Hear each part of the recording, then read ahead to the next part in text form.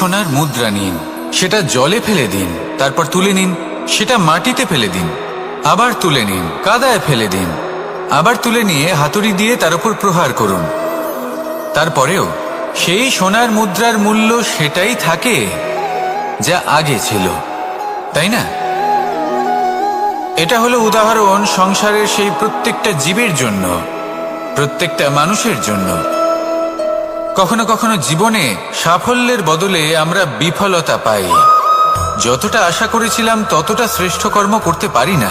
কখনো বা আমরা ভুল করে ফেলি, কখনো আমরা অনুচিত কর্ম করে ফেলি, কখনো সংসার আমাদের বুঝতে পারে না।